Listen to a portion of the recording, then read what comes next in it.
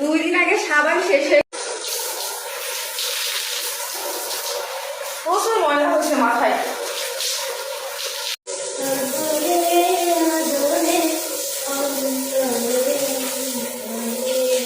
Current চলে গেলে নাকি মানুষের বেহাল অবস্থা হয়, আর এই যে কারেন্ট চলে গেছে ঘুমাচ্ছে আমার বউ, এই যে মানে ঘাম।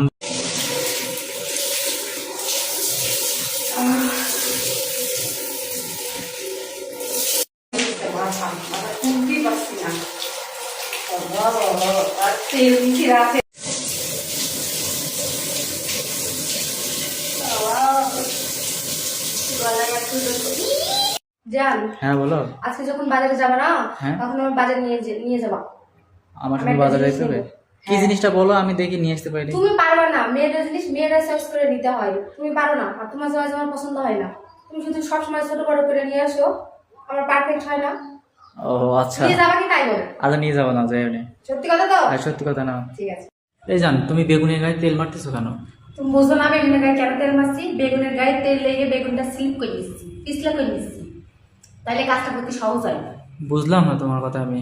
তুমি বুঝতে পারলে না? আরে বোকা, আমি তো বেগুনটা এখন ভর্তা করবো তাই না, বেগুনটা আমি পুড়াবো, পুড়ে এই জন্য আমি তেলটা দিয়ে দিচ্ছি যাতে বেগুনের খোসাটা খুব সহজে এইভাবে টান দিলে ছুলে যায়।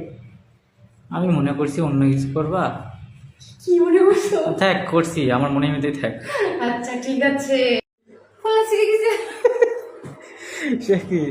ফুলা সে কি বলবো তো? ফুলা ছিঁড়ে গেছে, ও, ছি, ছি, ছি। বুঝলা না? না, এ কি কোন ধরনের কথা?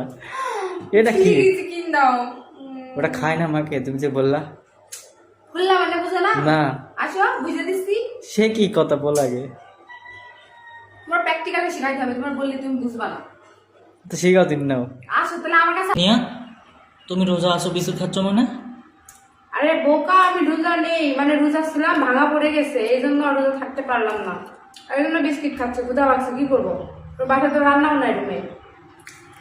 লাস্টে একবার ভাঙা শুরু করলে। এটা কি তোমার শুয়ে থাকা? এখন গরমকাল আসলো তার। জিনিয়া, এ কি শুয়ে থাকার ঢিয়ে, বুঝলাম না।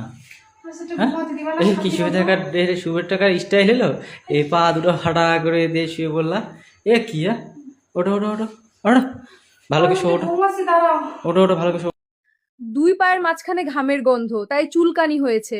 চুলকাতে পারবে কেউ? খুব চুলকাচ্ছে, কেউ এসে চুলকাবে? প্লিজ কেউ সাহায্য করো।